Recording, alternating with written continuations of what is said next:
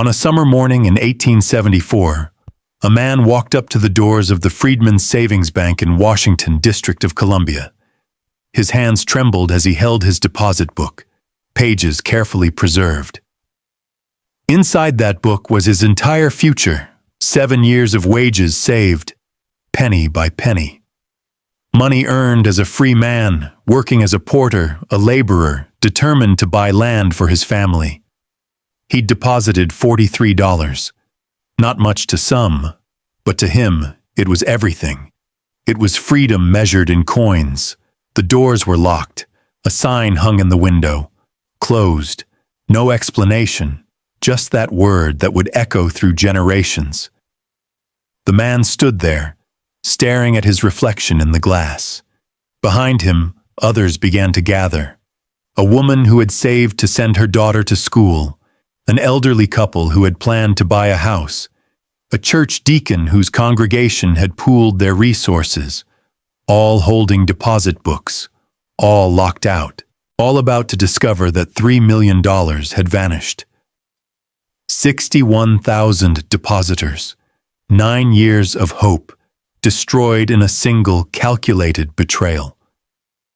This is the story of the Freedmen's Bank, and how white men in positions of power orchestrated one of the most devastating financial crimes in American history.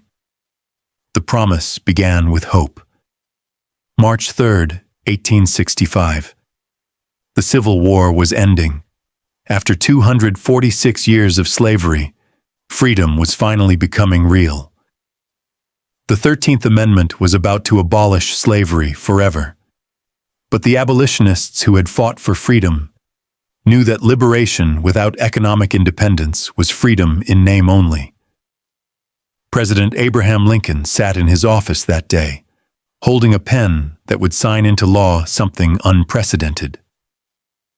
The Freedmen's Savings and Trust Company, a bank created specifically for the 4 million people who had just been freed from slavery, for men and women who had never owned anything, who had never seen their own wages, who had been property themselves. Now they would have a safe place to build wealth, or so they were told. The man behind this vision was John Alvord, a congregational minister and abolitionist who had spent years watching newly freed people struggle with their first encounters with money. Just weeks earlier, on January 27, 1865, Alvord had gathered more than 20 philanthropists and businessmen in New York City. He painted a picture of what freedom truly required. Food and shelter were not enough. Education alone was not enough. To truly escape the shadow of slavery, Black Americans needed financial independence. They needed to save, to invest, to own land, to pass wealth to their children. But where could they safely keep their money when so many banks refused to serve them, and when swindlers lurked at every corner, ready to prey on their inexperience? Alvord's solution was elegant. A savings bank, chartered by Congress itself, that would accept deposits only from formerly enslaved people and their descendants.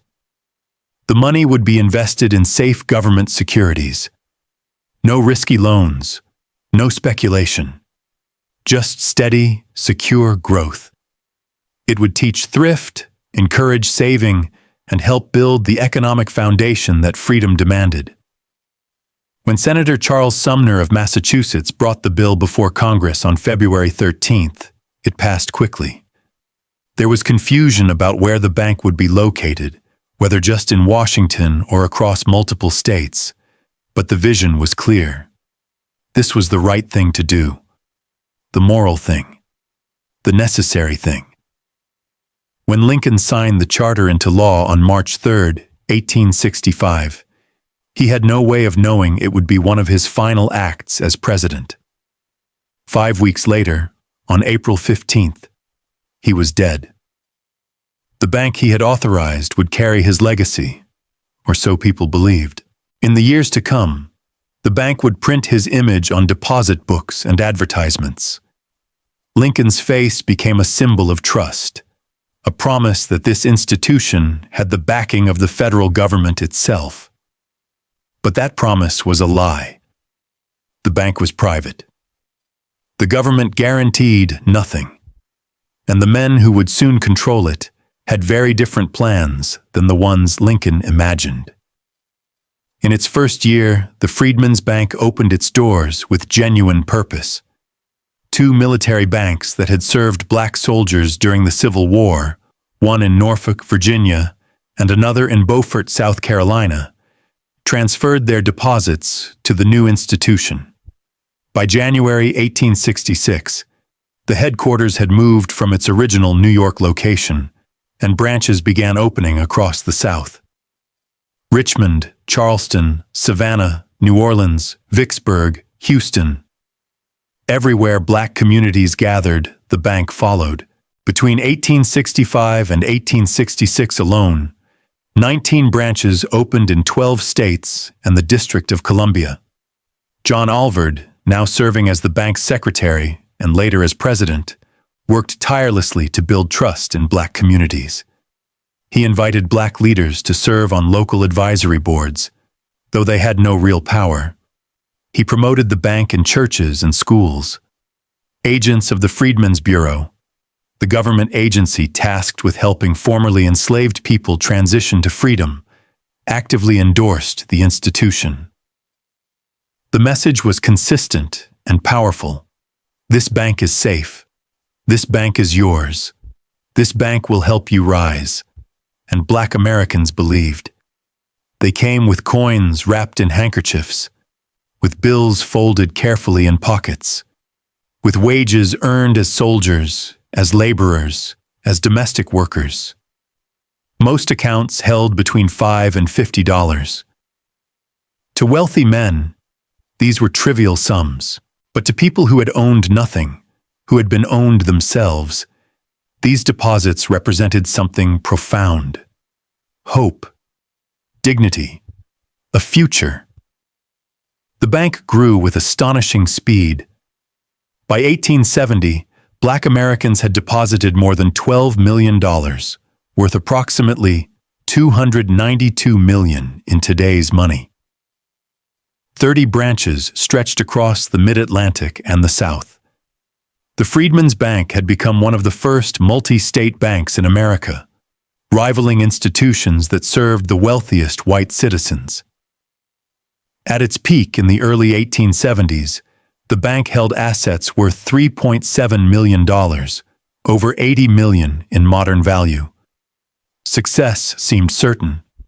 The dream seemed real. But beneath the surface, something dark was growing. In 1867, something shifted. The headquarters moved from New York to Washington, District of Columbia, the center of political power. With that move came changes in leadership. New trustees joined the board, men with different priorities, different connections, different morals. The original 50 board members had all been white men, philanthropists, and businessmen who were supposed to oversee the bank's operations with integrity and care. But the charter Congress had approved contained fatal flaws. It required no security from the trustees, no bond guaranteeing their faithful service, no personal liability if they failed in their duties, or worse, if they actively harmed the institution. Some trustees barely participated in bank business. Some attended no meetings at all. Some even denied they had agreed to serve on the board in the first place. The structure was broken from the beginning, built on the assumption that wealthy white men would act with honor simply because honor was expected. But honor without accountability is merely suggestion, and suggestions, as the depositors would learn, carry no weight when money is at stake. As long as the bank simply held deposits in safe government bonds, as long as it functioned exactly as the charter prescribed, the flaws remained invisible. But flaws don't disappear. They wait. And in 1867, the men who would exploit those flaws began to arrive. Then came the man who would orchestrate the systematic theft, Henry David Cook. Born November 23, 1825 in Sandusky, Ohio, Henry was the younger brother of J. Cook, who would become the most powerful financier in post-Civil War America. J. Cook had founded the first investment bank in the United States, J. Cook and Company, an institution that had helped finance the Union war effort by selling millions of dollars in government bonds to ordinary citizens. He was trusted by presidents, respected by senators, seen as a patriot who had used his financial genius to save the nation. And Henry, his brother, carried that reputation like a shield while wielding it like a weapon. In 1862, J. Cook had opened a Washington branch of his investment bank, placing Henry in charge of operations in the nation's capital. Through political connections and shrewd maneuvering, Henry quickly became president of the First National Bank of Washington, essentially the local office of J. Cook and Company. He also secured the presidency of the Washington and Georgetown Street Railroad Company, giving him control over the city's transportation. His political connections ran deep. He financed elections. He cultivated relationships with powerful Republicans. He understood how Washington worked, how influence flowed, how money and power circulated in invisible but predictable patterns. In February 1871, President Ulysses Grant, the general who had won the Civil War, appointed Henry Cook as the first territorial governor of the District of Columbia. Henry was everywhere now, a spider at the center of multiple webs. He controlled banking. He controlled transportation. He controlled political appointments. When he joined the board of the Freedman's Bank, likely in the late 1860s, he didn't see a moral mission. He saw an opportunity.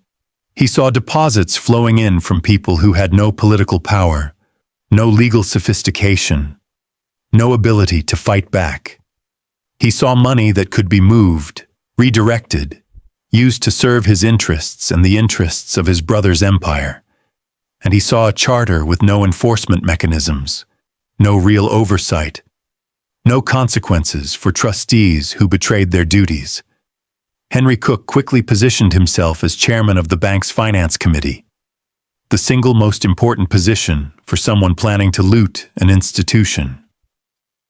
From that role, he controlled where the deposits went, how they were invested, who received loans, and which companies the bank did business with.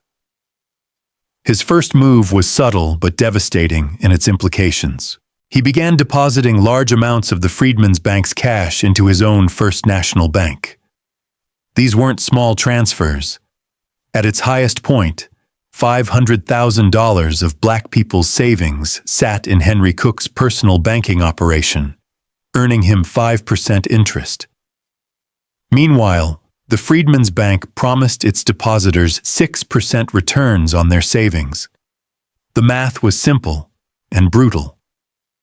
Henry Cook was using other people's money to enrich himself while promising returns that couldn't be delivered. He was paying depositors 6% on money that was only earning him 5%. The difference had to come from somewhere. It came from the principal, from the deposits themselves, from the actual savings that families had entrusted to the bank. Every month this arrangement continued, the bank grew weaker. Every month, Henry Cook and his brother grew richer, and every month, the depositors moved closer to ruin without knowing it, trusting that their money was safe because the bank looked solid, because it bore Congress's charter, because Abraham Lincoln's face appeared on their deposit books. But Henry Cook wanted more than this quiet, steady theft. The Freedman's Bank charter had been written with strict protections precisely because the founders understood the temptation that large deposits would create.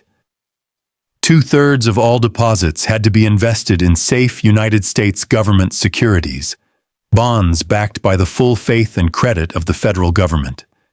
The remaining third could be held in reserve or invested conservatively. And critically, no loans were allowed at all. None. The bank was designed to be a fortress, impenetrable to the kind of corruption that had destroyed so many other banks that served vulnerable populations. These rules stood directly in the way of Henry Cook's plans. So he decided to change the rules. Henry Cook was not a man who accepted obstacles. He was a lobbyist, a political operator, a man who understood that in Washington, rules were negotiable for those with the right connections. He began meeting with members of Congress, explaining that the Freedmen's Bank's charter was too restrictive, that it prevented the bank from serving its depositors effectively, that it limited the bank's ability to help Black Americans access credit for homes and businesses. He made it sound noble. He made it sound like he was advocating for the very people he planned to rob. And Congress, influenced by his reputation, his connections, and his apparent good intentions, listened. On May 2, 1870, Congress amended the Freedmen's Bank Charter. The change seemed technical, a matter of financial regulation rather than moral catastrophe. But it was the moment when the bank transformed from a protected institution into a feeding trough for corrupt trustees.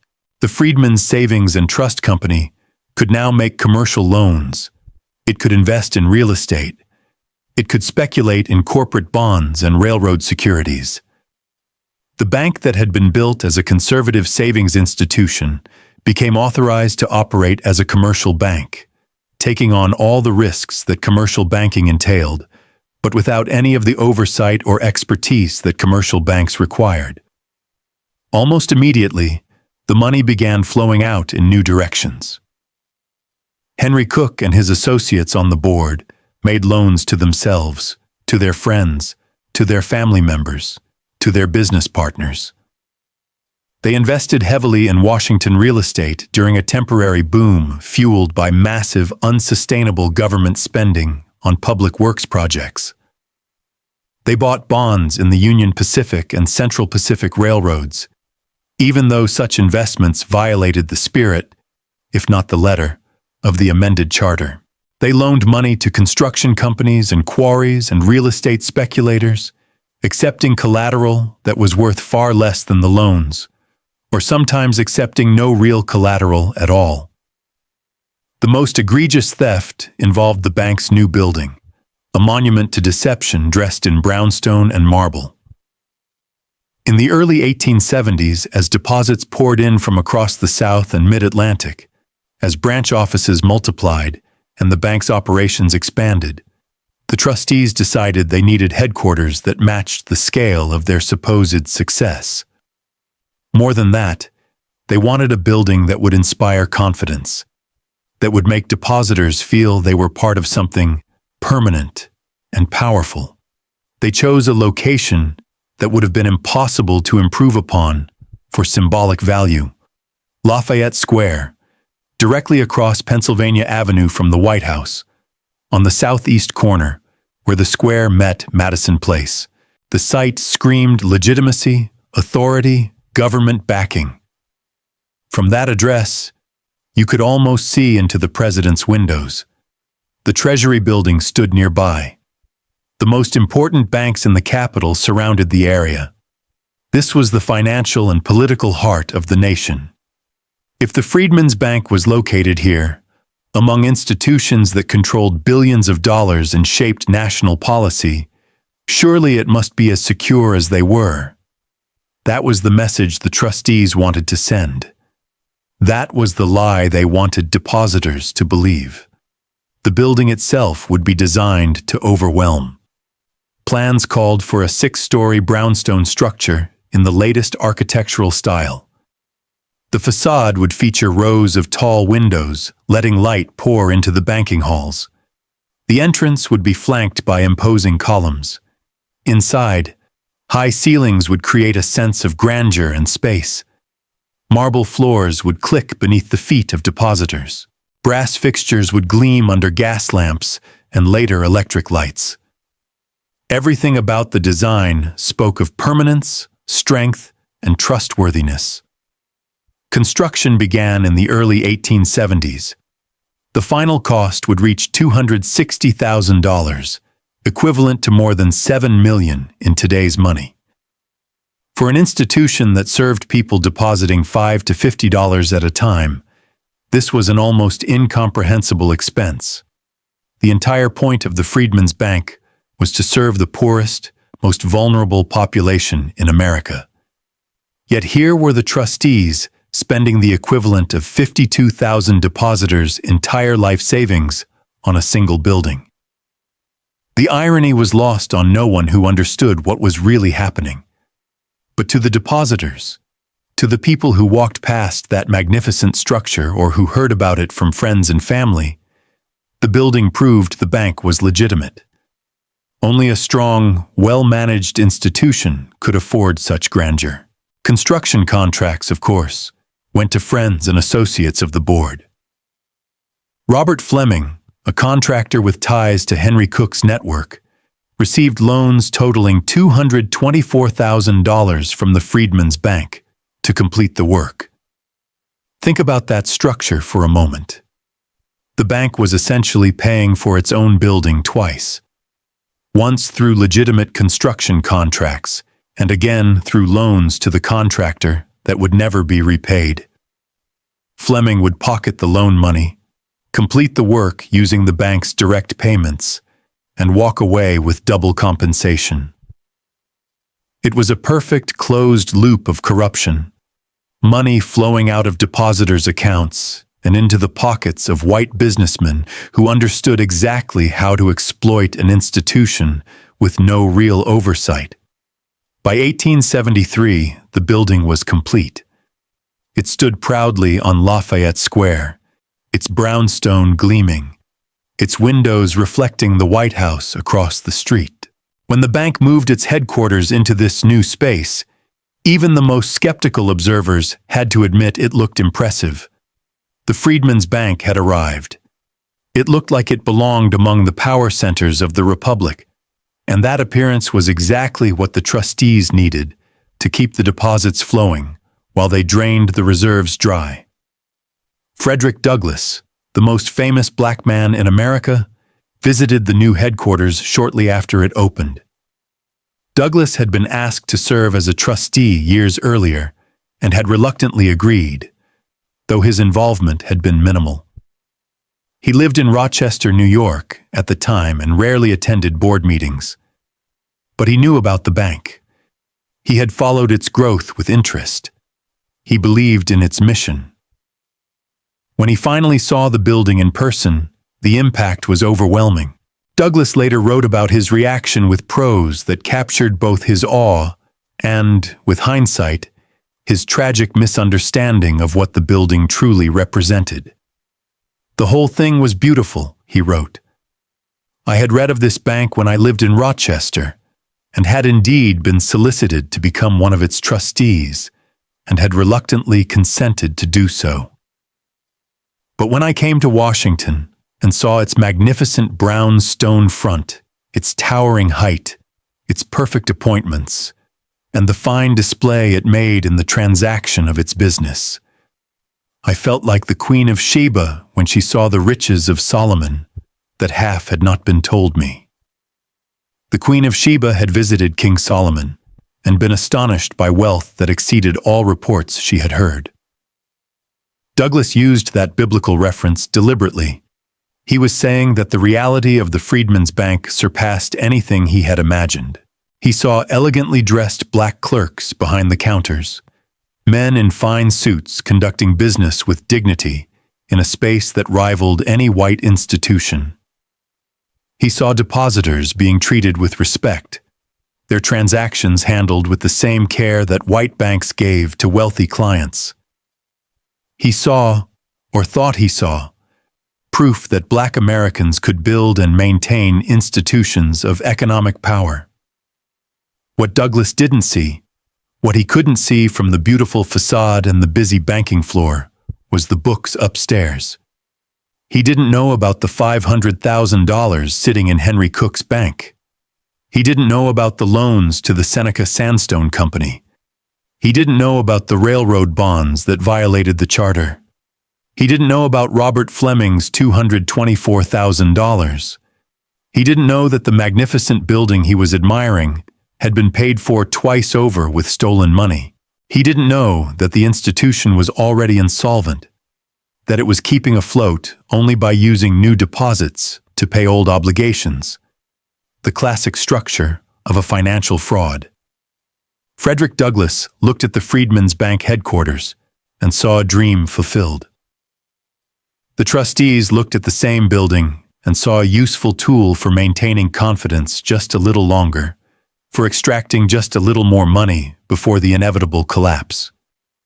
And the depositors, black families across 17 states, looked at that building when they heard descriptions of it and believed their savings were as solid as that brownstone facade. They were all wrong. The building was beautiful, yes, but it was a beautiful lie. Then came the catalyst that would expose everything and bring the entire fraudulent structure crashing down. September 18th, 1873. A date that would echo through American economic history. On that day, J. Cook and Company, the most trusted financial institution in the United States, the bank that had financed the Union victory in the Civil War, the firm that presidents consulted and senators courted, declared bankruptcy. The announcement sent shockwaves through every financial market in America and Europe. J. Cook had built his empire on government bonds during the Civil War, convincing ordinary citizens to invest in Union victory. After the war ended, he sought new ventures, new opportunities to deploy his financial genius. He found it in the Northern Pacific Railroad, an ambitious project to build a transcontinental line from Lake Superior in Minnesota to Puget Sound in Washington Territory. The railroad would open vast territories to settlement and development. It would connect east and west. It would be glorious. It would also be a disaster. The Northern Pacific was plagued with problems from the start. The terrain was brutal. Tracks had to be laid through mountains, across rivers, through territories where winter temperatures dropped to -36 degrees Fahrenheit. Engines sank into mud during spring thaws. Rails buckled in summer heat. Workers faced constant danger from accidents, weather, and conflicts with Native American tribes defending their ancestral lands from invasion. The Lakota, Sioux, and other nations had no interest in seeing their territory carved up by a railroad serving white settlers. They fought back. Railroad crews needed military protection to do their work. Costs spiraled far beyond projections. J. Cook had sold bonds to thousands of investors, promising safe returns backed by the railroad's future profits. But there were no profits. There was only bleeding red ink and mounting debt. When he couldn't raise enough capital to continue construction, when the bills came due and he couldn't pay them, when European investors who had been burned by other American railroad schemes refused to buy more bonds, J. Cook's empire collapsed in a single September day. His firm closed its doors in Philadelphia first, then New York, then Washington. Henry Cook, holding his position at First National Bank in Washington, fled the city the day before the collapse became public, rushing to his brother in Philadelphia. But there was nothing either of them could do. The firm that had seemed invincible was finished, and with it, a large portion of the Freedman's Bank's assets vanished. Remember, Henry Cook had deposited $500,000 of the Freedman's Bank's deposits into J. Cook's First National Bank. He had also pushed the bank to invest in Northern Pacific Railroad bonds, the very securities that proved worthless when the railroad failed. The Freedman's Bank had loaned money directly to J. Cook and Company with inadequate collateral. When J. Cook fell, he pulled the Freedman's Bank down with him. But Jay Cook's failure did more than destroy those direct connections. It triggered what became known as the Panic of 1873, a financial crisis that swept across the United States and eventually the world. Within days of Jay Cook's collapse, other banks began to fail. The New York Stock Exchange, unable to handle the panic selling, closed for 10 days. The first time it had ever shut down in response to an economic crisis. Businesses across the country couldn't get credit. Factories closed. Workers lost their jobs. The economy spiraled into a depression that would last for years. For the Freedman's Bank, the panic was catastrophic. Depositors who heard about bank failures began to panic themselves. They rushed to branches demanding their money. In Washington, in Richmond, in Charleston, in New Orleans, frightened people lined up outside Freedman's bank offices, clutching their deposit books, desperate to withdraw their savings before it was too late. And the bank couldn't pay them. There simply wasn't enough cash. The money was gone, loaned to failed companies, invested in worthless railroad bonds, deposited in Jay Cook's collapsed bank, spent on a building that looked solid but protected nothing. By early 1874, the situation was desperate. The bank couldn't meet withdrawal requests. Branches were running out of cash. Trust was evaporating. The white trustees knew the end was near. So they made one final calculated move. They would install a black president. If the bank was going to fail, they wanted a black face to take the blame. In March 1874, with the bank hemorrhaging deposits and branches running out of cash, with angry depositors demanding answers and the trustees finally facing the reality they had created, the board made one final calculated move. They deposed John Alvord, the white minister who had founded the bank 9 years earlier. Alvord had presided over the institution's transformation from noble mission to corrupt vehicle, whether through incompetence or complicity. Either way, he had failed. The trustees needed a new face, a new strategy, a new way to buy time. They offered the presidency to Frederick Douglass. The decision was brilliant in its cynicism. Some historians, studying the motives behind this appointment, believe the trustees wanted a scapegoat, someone they could point to after the inevitable collapse and say, "See, this is what happens when you let black people run financial institutions." The appointment would confirm every racist stereotype about black incompetence, every claim that freedom had been a mistake, every argument that white control was necessary for any institution to function. Other historians take a slightly more charitable view, suggesting the trustees genuinely hoped that Douglass's reputation might restore confidence among black depositors long enough for the bank to survive the crisis and stabilize. Maybe with Douglass at the helm, people would stop withdrawing their money. Maybe the panic would subside. Either way, whether the appointment was cynical or desperate, the trustees were using him. Douglass, respected and admired throughout Black America as the voice of abolition, the living symbol of resistance to slavery, the most famous black man in the nation, had no experience in banking. He didn't know how to read a balance sheet. He had never managed a financial institution. He had no idea how deep the corruption ran or how completely the bank had been hollowed out. But the trustees knew he would bring something more valuable than expertise. He would bring trust. His name alone might stabilize the situation. Douglass was approached with urgency. The trustees explained that the bank faced temporary difficulties due to the national financial crisis. They said the panic of 1873 had hurt all banks, that the Freedman's Bank simply needed stronger leadership to weather the storm. They appealed to his sense of duty, his commitment to black economic advancement, his desire to see the Freedman's Bank succeed in its original mission. They likely didn't mention the $500,000 in Henry Cook's failed bank. They probably glossed over the worthless railroad bonds and the uncollectible loans to friends. They certainly didn't explain that they had spent years systematically looting the deposits.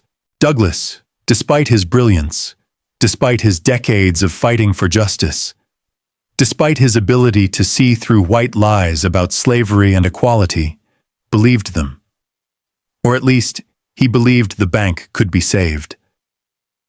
He believed in the mission. He believed that Black Americans needed this institution. He may have had doubts. He was too smart not to have doubts. But he set those doubts aside and accepted the presidency. In late March 1874, Frederick Douglass became the face of the Freedmen's Bank. When Douglass finally gained access to the bank's complete financial records, when he sat down with the ledgers and saw the full scope of what had been done, he was horrified. The bank wasn't facing temporary difficulties. The bank was already dead. Years of fraud had hollowed it out so completely that there was nothing left to save. Assets that appeared on paper as loans turned out to be uncollectible. Companies listed as borrowers had gone bankrupt or never existed. Real estate held as collateral was worth a fraction of the loans it supposedly secured. The numbers didn't add up because they had never been meant to add up. The trustees had been running a theft operation disguised as a bank, and now they had handed the corpse to Frederick Douglass and asked him to resurrect it. Douglass later described the experience with characteristic directness. Taking the presidency, he wrote, was like being married to a corpse. The institution looked like a bank. It had a building, branches, deposit books, official charters. But it was already dead, killed by the men who had controlled it, and no amount of effort or good intentions could bring it back to life. Still, Douglass tried. He was not a man who gave up easily. He had fought slavery. He had survived as a fugitive. He had built himself into a voice that commanded respect from presidents and changed national policy. If anyone could save this institution, if anyone could find a way through the disaster, surely he could. Douglass invested $10,000 of his own money into the bank, a huge sum, nearly half his annual income. He hoped that this injection of capital might stabilize the situation, might provide enough cash to meet withdrawal demands, while Congress investigated and perhaps authorized a bailout. He gave speeches reassuring depositors. He met with branch managers and tried to coordinate responses to the crisis. He worked with what energy and intelligence he had to save the bank. But it wasn't nearly enough. The losses were too vast. The theft had been too complete. The crisis had spread too far. The bank had promised depositors nearly $3 million. It had only tens of thousands in actual cash. The gap was unbridgeable. Douglass appealed to Congress for help. He explained the situation to senators and representatives, hoping the government might intervene to protect depositors who had been encouraged to trust the bank by that same government. Congress held hearings. Comptrollers examined the books. Reports were written documenting the fraud, but no bailout came. White Southern congressmen, many of them former Confederates or Confederate sympathizers, saw no reason to use federal money to reimburse black depositors. If anything, they viewed the bank's failure as proof that Reconstruction had been a mistake, that black Americans weren't ready for economic independence, that white control should be restored throughout the South. Northern congressmen, even those sympathetic to black rights, were reluctant to set a precedent of bailing out private banks that had been mismanaged. If they saved the Freedmen's Bank, wouldn't they have to save every failed bank? Where would it end? On June 20th, 1874, Congress passed legislation authorizing the closure of the Freedmen's Savings and Trust Company.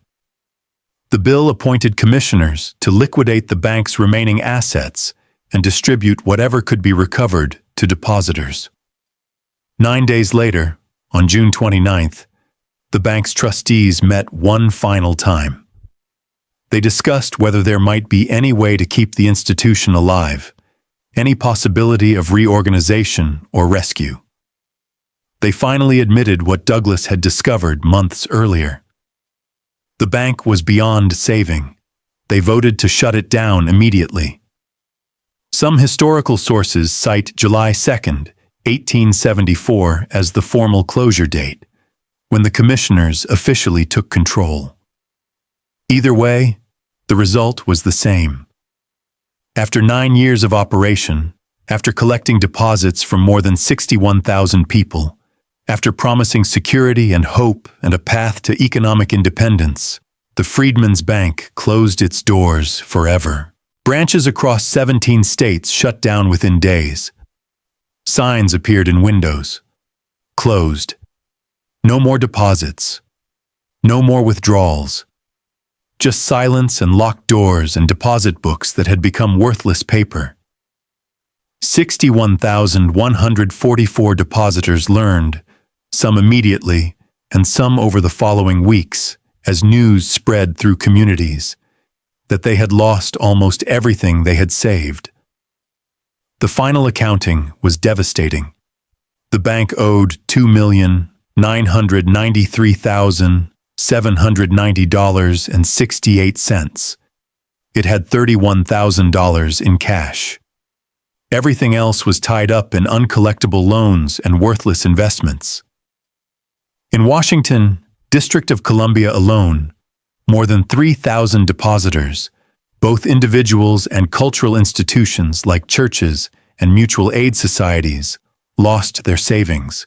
Across 17 states, families who had saved for years to buy land, to start businesses, to educate their children, found themselves right back where they had started.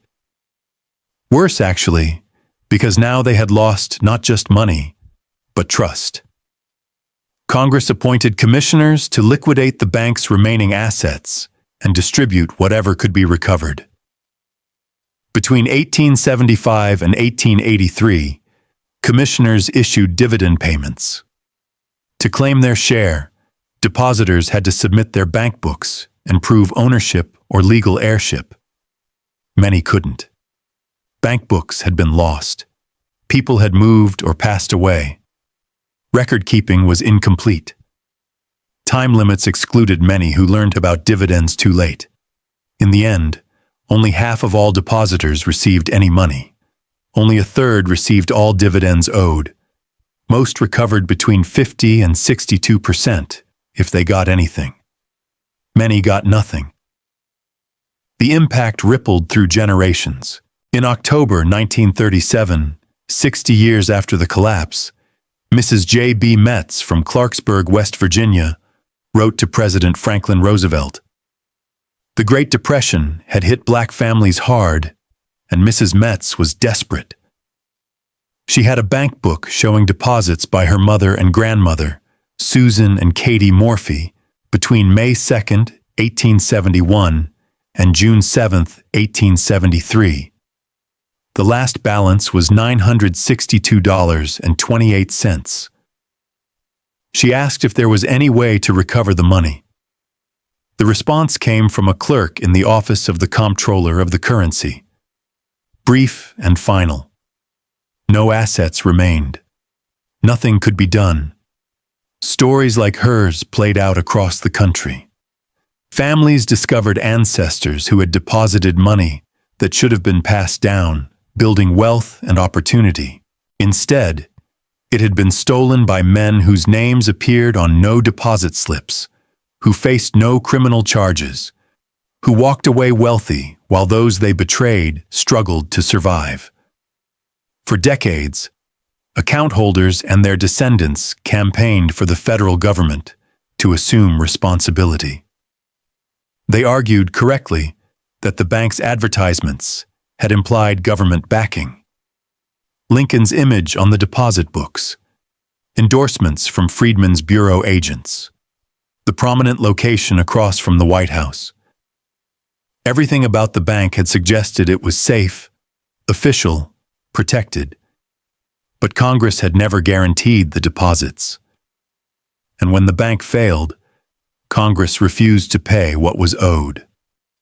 Between 1882 and 1920, numerous bills were introduced proposing federal reimbursement. Several presidents expressed support. But white Southern congressmen blocked every attempt. In 1927, the United States Treasury announced that the remaining assets from the bank's liquidation were depleted. No further funds would ever be available. In 1939, a depositor named Henry Thomas wrote to the NAACP asking them to lobby Congress for the remaining 38% that had never been paid. He wrote, "I tried to get my senator to introduce a bill, but it went nowhere." The government that had encouraged Black Americans to trust the bank, the government that had failed to oversee it, the government that had allowed white trustees to steal with impunity, refused to make the victims whole. The psychological damage was as deep as the financial loss. Historians argue that the failure of the Freedmen's Bank didn't just destroy savings, it destroyed trust. For generations, Black Americans viewed banks with suspicion. Why save money in an institution that could simply take it? Why believe in financial systems built and controlled by white people who had already proven they would steal? The bank's collapse became a lesson passed down through families. Be careful. Don't trust them. They will betray you.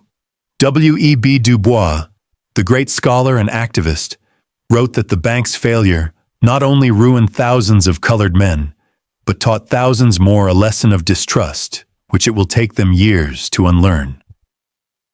That distrust had real economic consequences. Wealth is built over generations. Parents save and pass resources to children. Children use those resources for education, businesses, property.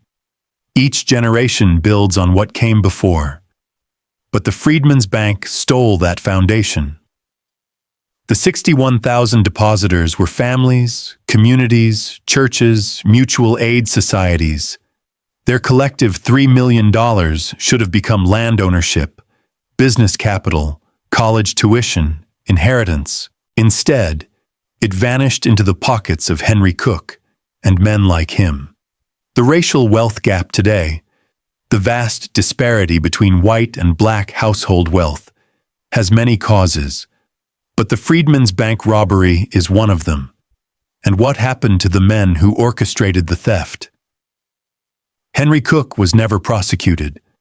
Congressional investigations recommended indictments.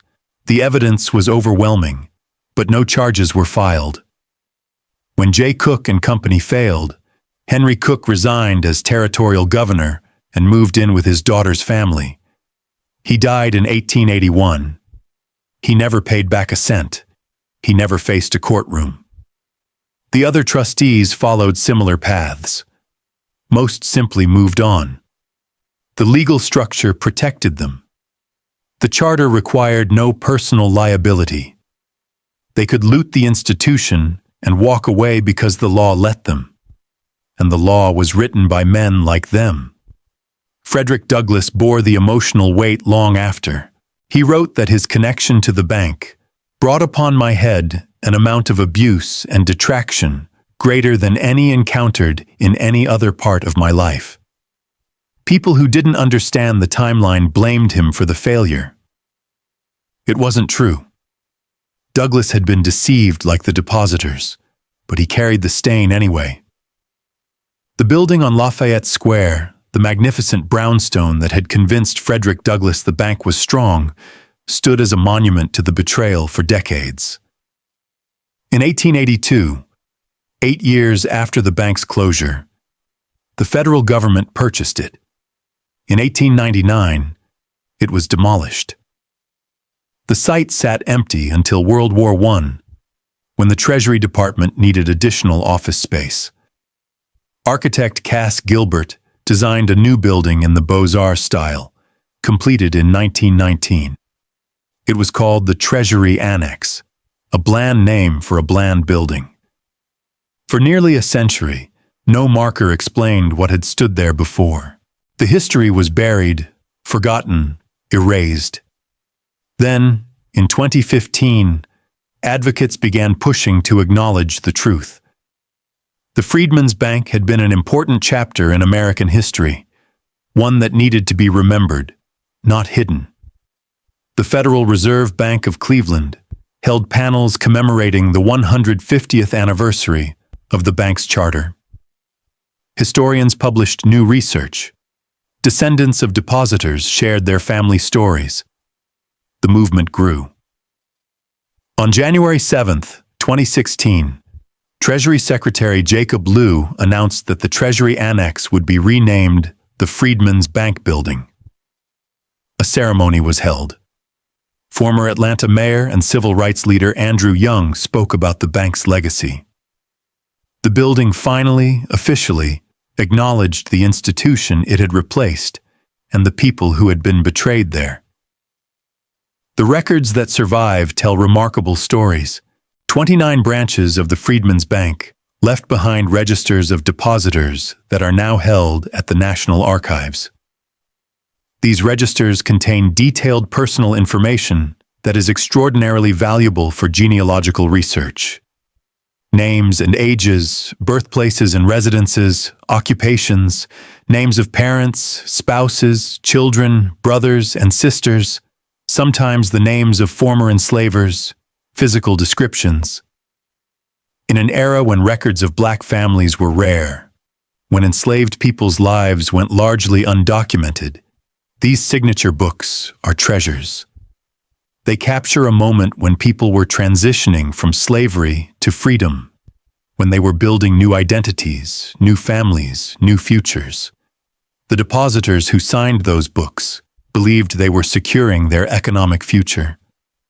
They didn't know they were creating an archive that would matter far more than the money they lost. Today, the story of the Freedmen's Bank is a story about trust, power, and betrayal. It's about how systems can be designed to help but corrupted to harm. It's about how good intentions mean nothing when accountability is absent.